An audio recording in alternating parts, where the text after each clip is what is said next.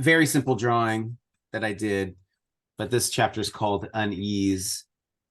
And the first line of the meditation is, there was a moment when the presence of God was felt as the unease of morning sickness.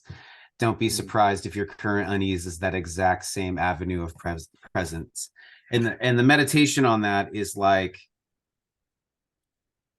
it's easy to tell the story like, oh, an angel and everything's going to change and stuff, and how wonderful and blessed, like, do to me as you would ask. And then as all of these things, and then there was like a morning where she was like, and it moved from like divine revelation, moved to the cost of embodiment. And the meditation for this one is to go like, is the process of growth is always uneasy, because growth never comes through ease. It comes through stretching and expanding one's own capacity to push on ahead. And often the change that needs to happen in order for you to grow may leave you dry heaving on the sidelines, like when you run until you feel like throwing up as you prepare for the day of a marathon, or the anxiety, nausea of packing up your worldly possessions and moving to a part of the world that is unknown to you. Jones has a song in his heart, so it comes out every now and then. Or the gagging nerves of trying to date again, or the vomitous risk of starting a new career. I have spent years growing into being a public speaker, and I can't tell you how many speeches I've given that were preceded by a little bit of throwing up in my mouth before I went on stage. The uneasiness is not a sign you're doing it wrong. In fact, just as with pregnancy, it's the sign you're on the right track.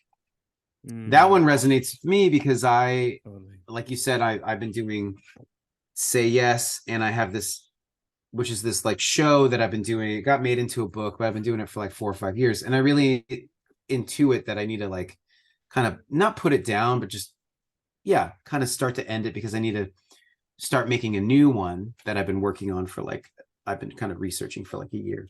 And I feel that queasiness, because it's really hard to start something new. It's easy to like have this thing that you're like, I have it memorized. I know it bangs on all the places I want it to bang. I like people, it's really good. But I'm afraid of like, well, for one, I'm losing the momentum for it. But I like, it's easy to stay in the thing you know how to do all the time, and then all of a sudden to like so far into it, and you're like, I don't know, not that I missed that opportunity, but I'm just like, no, I know that I need to like push myself into the next thing, and that feels very uneasy to me, and a little scary, and very humble. It's always the path of humiliation, is to start something new. And so but it is what grows you and expands you, and brings you to, like, if you want to continue developing yourself in any kind of area, this is the process of like getting good and then going the path of humiliation again to like go to the next level or the next thing. It's always going to be this involved cycle. So that's what that meditation kind of excavates in me today, because those are the conversations. I'm sure if you read it, it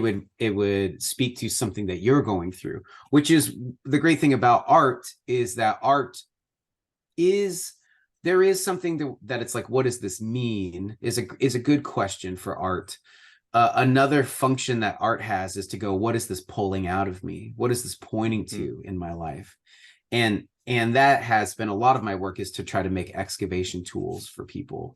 So even this whole book is to not necessarily go, oh, that's cool, dude. I'm less interested in like, how did they look in ancient times? Were their robes to one side or sashes? Like, sometimes people will like email me and they'll be like, do you have an illustration for this Bible verse? And I'm like, I'm not a Bible illustrator. I don't care what people look like in the ancient world. That's not what I'm not trying to illustrate what they look like. I'm trying to go, what does this story excavate in us now? Meaning, Christ incarnated in the world back then, and it changed the world. Is Christ still incarnating?